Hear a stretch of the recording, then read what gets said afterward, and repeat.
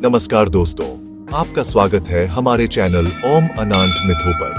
आज हम जानेंगे समुद्र मंथन, जिसे क्षीर सागर मंथन भी कहा जाता है, और इसमें छुपी है भगवान शिव की अद्भुत महिमा। उन्होंने कैसे कालकूट विष को पिया और इससे जुड़ी है सावन सोमवार की गाथा। तो वीडियो शुरू करने से पहले हमारे चैनल को सब्सक्राइब करें, लाइक करें और अपने सभी भक्त दोस्तों से इसे शेयर करें। कमेंट में लिखना न भूलें। हर हर महादेव। चलिए अब आरंभ करते हैं समुद्र मंथन की कथा।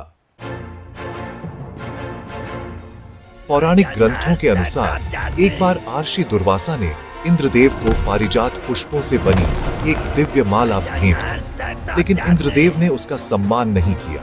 उन्होंने माला को अपने हाथी ऐरावत के गले में डाल दिया। ऐरावत ने वह माला जमीन पर फेंक दी और कुचल डाली। इस अपमान से क्रोधित होकर आर्षि दुर्वासा ने श्राप दे दिया, अब तुम और समस्त देवता लक्ष्मीहीन और शक्तिहीन हो जाओगे। तुम्हारी संपत्ति, वनस्पतियां सभी समाप्त हो जाएंगी। ऋषि दुर्वासा श्राप देकर चले गए। इस श्राप का लाभ उठाया असुरों ने। उन्होंने इंद्रलोक, तीनों लोक और स्वर्गलोक पर हमला कर दिया। सभी देवता पराजित होकर भयभीत हो उठे। वे सहायता के लिए पहुंचे ब्रह्मा जी के पास। ब्रह्मा जी ने कहा, इस संकट से उबरने के लिए भगवान विष्णु की शरण लो। भगवान विष्णु ने कहा, आर्षि दुर्वासा के श्राप के कारण देवी लक्ष्मी हमसे रूठ गई है। इसका उपाय केवल मेरे आराध्य भगवान शिव ही कर सकते हैं। लेकिन एक सुझाव और आवश्यक था, तो विष्णु और ब्रह्मा पहुंचे भगवान शिव के पास जाते हैं। भगवान विष्णु और भगवान ब्रह्मा और देवता कलश पर्वत पर जाते हैं और भगवान शिव को प्रणाम करते हैं और कहते हैं वह आराध्य संकट का कोई हाल बताते हैं। भगवान शिव बोले, तुम असुरों से मित्रता करो और क्षीर सागर को मथो, उससे अमृत निकलेगा जिसे पीकर तुम अमर हो जाओगे। इस कार्य के लिए उनकी हर शर्त मान लो और अंत में केवल अमृत ले लेना, आपस में वितरण कर लेना। अब समुद्र मंथन की तैयारी हुई। मंदराचल पर्वत को मथनी के रूप में चुना गया, लेकिन रस्सी कहां से लाए? देवता फिर पहुंचे भगवान शिव के पास। भगवान शिव ने मुस्कुराकर कहा, मेरे गले में लिपटा मेरा भक्त वासुकी नाग यही बनेगा रस्सी। ले जाओ, उसे नीति नैति के रूप में प्रयोग करो। मंदराचल पर्वत समुद्र में डूबने लगा। तब स्वयं भगवान विष्णु ने कच्छप अवतार लिया। विशाल कछुए के रूप में पर्वत को अपनी पीठ पर रख आधार दिया।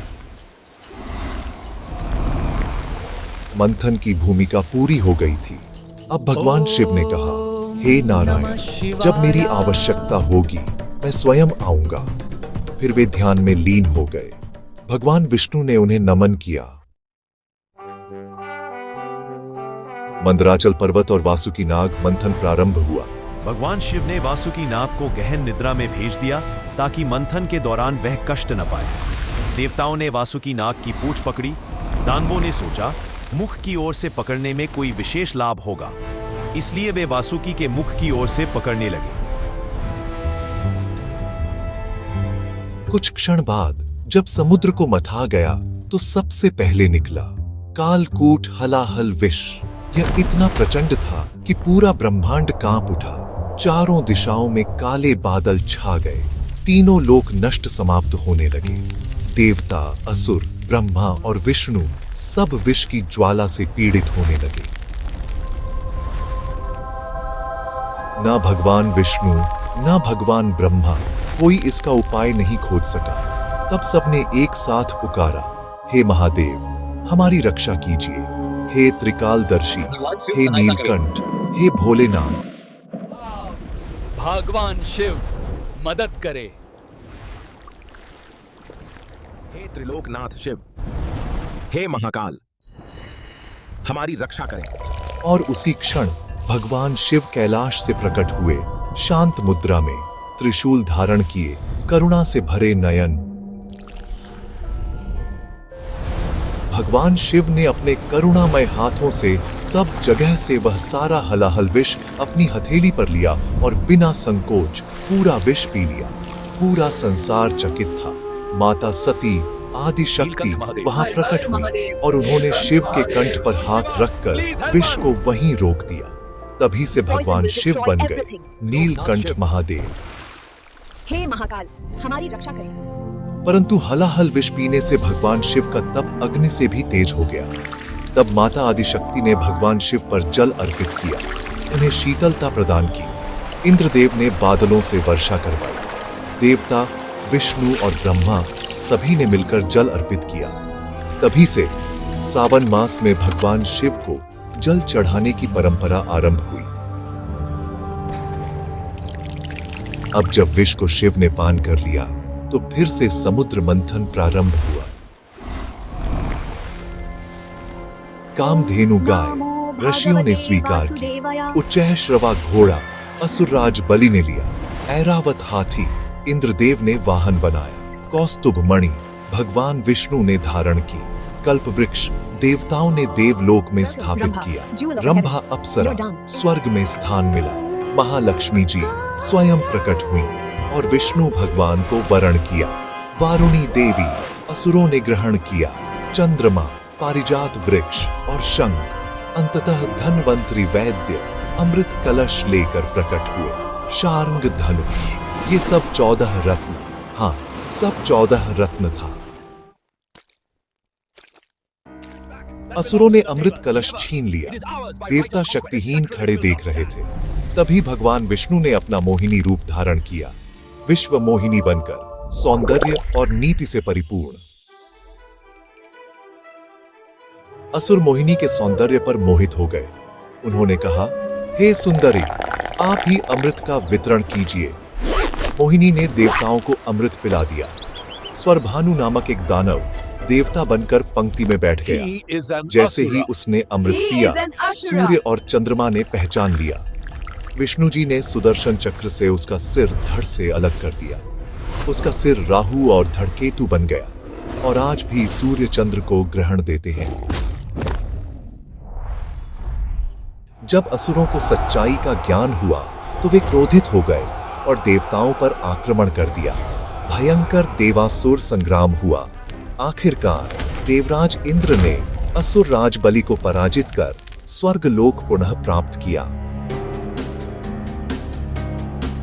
सभी देवता ब्रह्मा विष्णु कैलाश पहुंचे और भगवान शिव को साष्टांग प्रणाम किया। हे महादेव, आपकी कृपा से ही यह मंथन सफल हुआ। हम सभी हर वर्ष सावन मास में आपको जल अर्पित करेंगे। जो भी भक्त सावन सोमवार का व्रत करेगा उसे आप असीम फल देंगे। हर तरफ गूंज उठी, हर हर महादेव, जय शिव शंभु, जय हो शिव शक्ति की। जय शिव शक्ति। तो मित्रों, यह थी हलाहल विष नीलकंठ महादेव और अमृत प्राप्ति की कथा। सावन सोमवार केवल जल चढ़ाने का पर्व नहीं, यह श्रद्धा, बलिदान और शिव की कृपा का प्रतीक है। हर हर महादेव। AUM नमः शिवाय। दोस्तों, सावन केवल एक महीना नहीं है, यह भगवान शिव की कृपा का झरना है। भक्ति की वह धारा है जो हृदय को निर्मल बनाती है। आज भी जब हम शिवलिंग पर जल अर्पित करते हैं, वह भगवान शिव के उस त्याग की स्मृति है जिसने तीनों लोकों को बचाया था। जिस तरह शिव ने हलाहल विष पीकर ब्रह्मांड की रक्षा की, उसी तरह हमारे जीवन की हर विषैली परिस्थिति में उनका नाम AUM नमः शिवाय हमारा सहारा बन सकता है। इस कथा से यदि आपने कुछ जाना, कुछ सीखा या आपके मन को छू गया शिव का यह स्वरूप, तो कृपया इस वीडियो को लाइक करें, कमेंट में हर हर महादेव लिखें और इसे अपने परिवार व मित्रों तक जरूर शेयर करें। अगर आप ऐसी ही और अद्भुत पौराणिक कहानियां हर हफ्ते सुनना चाहते हैं तो हमारे चैनल ओम माइथो को अभी सब्सक्राइब करें और बेल आइकन दबाएं ताकि कोई भी शिव कथा आपसे न छूटे। हर हर महादेव। जय श्री महाकाल, जय भोलेनाथ, जय हो शिव शक्ति की शिव शंभो। ओम नमः शिवाय। जय शिव शक्ति।